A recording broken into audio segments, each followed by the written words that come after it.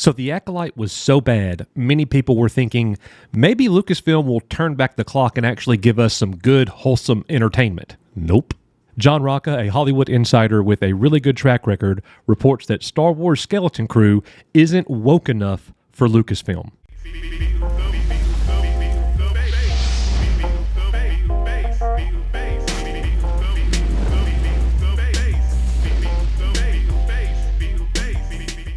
Hey everybody, welcome back to Echo Base Network, where today we look at basically the fallout from the Acolyte. You would think that Star Wars is going to go on a corrective trajectory, not happening according to Hollywood insiders and Star Wars scoopers.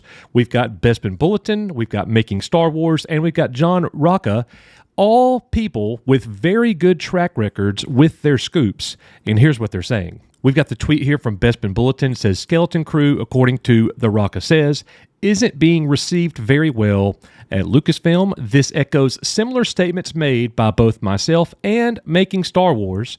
We've been hearing similar things for a long time, certainly since last year. Just keep expectations in check. So that makes you wonder, what exactly is the problem? That's not what they're reporting. They're just reporting that Lucasfilm is not receiving, or they don't have very high expectations for what they're seeing from Skeleton Crew. But what exactly is the problem? Many people are speculating that the show actually isn't going to be woke enough or have enough identity politics to justify being a Lucasfilm Star Wars creation. And if that's what it is, then that's even more Star Wars death. You know, it's a matter of fact, I'm in a position where I'm kind of hoping that is what the problem is. I hope it's not woke enough. And then because here's what's going to happen. If it's not woke enough for Lucasfilm and Star Wars, it might actually be good Star Wars. You could see here from Execute Order 66, he quote tweeted the post there from Bespin Bulletin, not enough identity politics. You know, with any Star Wars production, you have to meet the agenda. It has to fulfill the message from Disney and Lucasfilm and President Kathleen Kennedy and CEO Bob Iger. But what's the latest in terms of the Acolyte? Many people are calling for a renewal, a season 2, a sequel to the first season.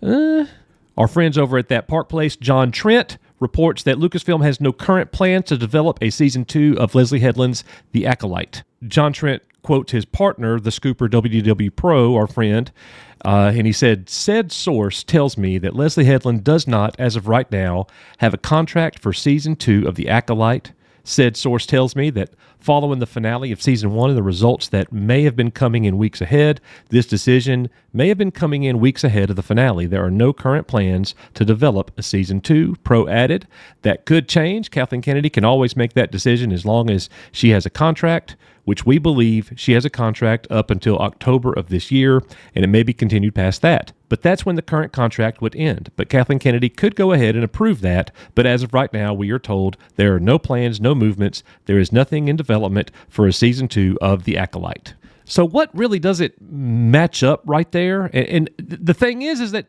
both of these things could be true. You can't use logic and reason when you come to looking and analyzing anything happening at Lucasfilm.